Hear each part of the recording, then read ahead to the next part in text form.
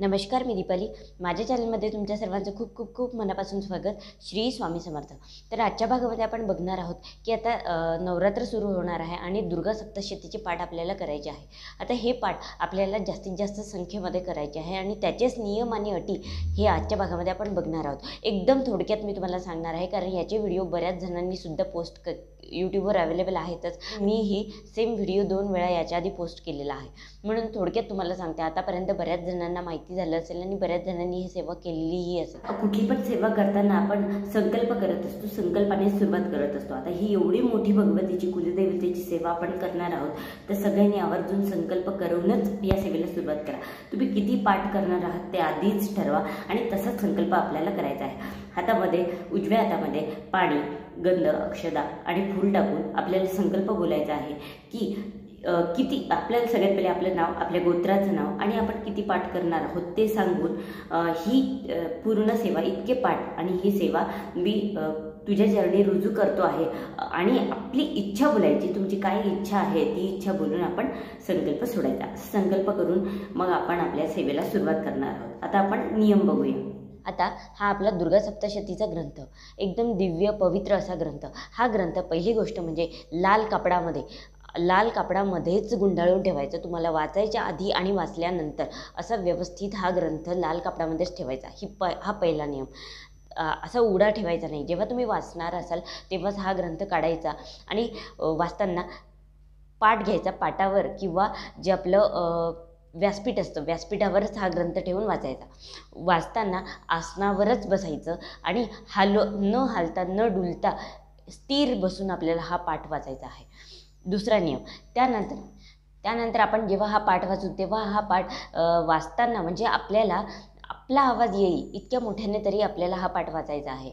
आणि स्वच्छ कपडे घालायचे आहे. आंघोळ केल्यावर शक्यतोवर काहीतरी खाल्ल्या पिल्ल्यावर म्हणजे नाश्ता वगैरे करू शकता, पण जेवले तुम्ही पाठ करू नका, कारण की झोप येते. म्हणून जेवणाच्या आधी शक्यतोवर हा पाठ करा. सकाळी केला तर लवकर वाचणं होईल, कारण तेव्हा एकाग्रता असते आणि शांत वातावरण असतं. पटकन पाठ होऊन जाईल.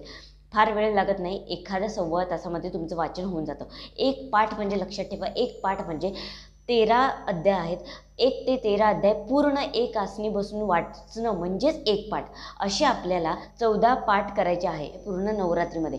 14 पाठ केले म्हणजे नवचंडी करण्याचं पुण्य आपल्याला मिळतं. नवचंडी करणं शक्य नाही बघा, आजकाल वेळ पण कोणाला नाही आणि नवचंडीची पूजा ही खूप मोठी असते. खूप दक्षिणासुद्धा आहे या पूजेसाठी. म्हणून आपल्याला ही पर्वणी आहे. नवरात्रीमध्ये 14 पाठ आपल्या घरच्या सगळ्यांनी मिळून हा 14 पाठ करायचा आहे. तुमच्या एकट्याकडून होणार नसेल तर सगळ्यांची मिळून 14 पाठ करा. आपल्या घरामध्ये 14 पाठ झाले पाहिजे. आता याचं वर्गीकरण कसं करायचं हे तुम्ही ठरवा, की पहिल्या दिवशी 1, दुसऱ्या दिवशी 2, तिसऱ्या दिवशी झाले, त्या दिवशी 3, असे करत 14 पाठ तुमचे झाले पाहिजे. हे झालं. त्यानंतरचा नियम की तुमचे या नवरात्रामध्ये परान्न वर्ज्य, कोणाच्याही घरचं खायचं नाही. दुसऱ्याचं आणलेलं, दुसऱ्याच्या घरचं, दुसऱ्याच्या घरी जाऊन जेवायचं नाही. फक्त तुम्हाला सवष्णी म्हणून, कुमारिका म्हणून जर कोणी बोलवलं असेल तरच जेवायला चालतं. इतर वेळी तुम्ही परान्न खायला चालत नाही. त्यानंतरची गोष्ट की या 9 दिवसामध्ये शक्यतोवर कांदा लसूण वर्ज्य करा. कांदा लसूण तुम्हाला खायचं नाही. उपवास धरायचा असेल तर धरा, धरत नसाल तर काहीही हरकत नाही. उपवास धरला पाहिजे असा काहीही नियम नाही. त्यानंतरची गोष्ट, आता पाठ वाचताना सुरुवात कुठून करायची? सुरुवात पहिले स्वामी स्तवन घ्यायचं. त्यानंतर 1 माळ श्री स्वामी समर्थ मंत्र जप आणि त्यानंतर या पानावर बघा 5 मंत्र दिलेले आहेत. हे अतिशय महत्त्वाचे मंत्र आहे. हे मंत्र म्हणून मग आपल्याला दिव्य कवचमपासून सुरुवात करायची आहे. दिव्य कवचम म्हणायचं.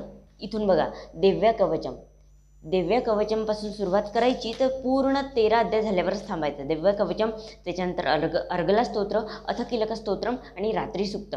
एवढं झाल्यावर पहिल्या अध्यायाला सुरुवात होते. 1 ते 13 अध्याय. 13 अध्याय झाल्यावर 1 माळ नवार्णव मंत्राची म्हणायची आणि म्हणजे ओम ऐं ह्रीं क्लीं चामुंडाय विच्चे ते दिलेलंच आहे तिथे, की 13 अध्याय झाल्यावर 1 माळ नवार्णव मंत्राची म्हणायची. त्यानंतर तंत्रोक्त देवी सुक्त आणि त्यानंतर 3 रहस्य वाचायची आपल्याला. प्राधानिक रहस्य, वैकृतिक रहस्य आणि मूर्ती रहस्य.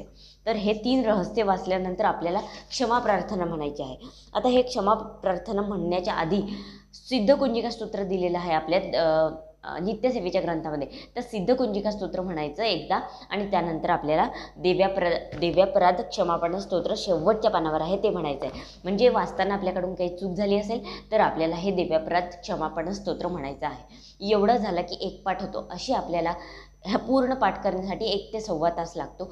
एका जागी बसून करायचा. आता हा पाठ कोणीही करू शकतो. कुमारिका, महिला, पुरुष, विधवा स्त्री कोणीही करू शकते. याला काहीही बंधन नाही आहे. वाचताना तुम्हाला आपल्या जे अलंकार असतात सौभाग्यवतीचे ते पूर्ण अलंकार परिधान करूनच शक्यतोवर तुम्ही पाठ करा. म्हणजे साडी, हातात बांगड्या वगैरे घालून तुम्हाला हा पाठ करायचा आहे. तुम्हाला जर आसनावर बसता येत नसेल तर तुम्ही खुर्चीवर बसून हा पाठ करू शकता. आणि स्टूलावर समोर स्टूल घेऊन त्यावर मग तुम्ही हा ग्रंथ ठेवून वाचन करू शकता. ग्रंथ वाचता वाचता मदत उठायला चालत नाही, कारण एक आसनी आपल्याला पूर्ण हा ग्रंथ वाचायचा असतो.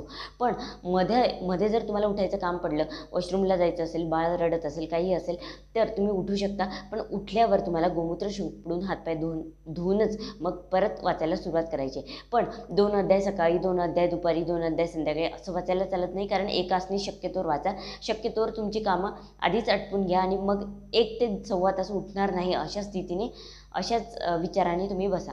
वाचता वाचता जर तुम्हाला जांभई, ढेकर किंवा खोकला वगैरे काही आला तर तुम्ही श्रोत्रशमन करायचं. म्हणजे पाणी भरून ठेवायचं आपल्या शेजारी आणि पाणी एखाद्या फुलपात्रामध्ये पाणी घ्यायचं. ते पाणी डोळ्याला लावायचं आणि देवाची क्षमा मागायची, म्हणून कुलदेवतेची क्षमा मागायची आणि परत वाचायला सुरुवात करायची. हे झालं. त्याच्यानंतर फुल कॉन्सन्ट्रेशनने आपल्याला पाठ वाचायचं.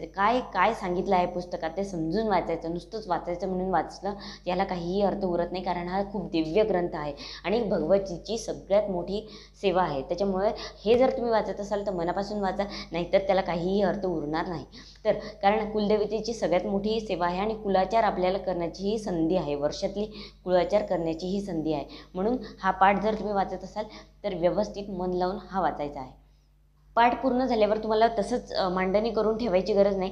ग्रंथ उचलून लाल कापडामध्ये गुंडाळून परत जागच्या जागी तुम्ही ठेवू शकता. दुसऱ्या दिवशी परत तुम्ही मांडू शकता. असं एकाच ठिकाणी ठेवायची गरज नाही. रात्री झोपताना शक्यतोवर जमीन लेवलला झोपा, गादीवर झोपू नका 9 दिवस. हे जवळ आपल्याला गुरुचरित्रासारखेच नियम पाळायचे आहे, कारण हा परमपवित्र ग्रंथ आहे, आपल्या कुलदेवतेचा ग्रंथ आहे आणि याचे पाठ जर तुम्ही करणार असाल तर याची अनुभूती तुम्ही स्वतःच घ्या.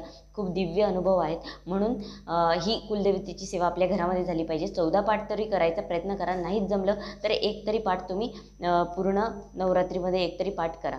तर आपल्या पूर्ण घरातल्यांचे मिळून 14 जरी झाले तरी चालते. तर अशी साधी सोप्या प्रकारे टेन्शन न घेता तुम्ही ही सेवा करा.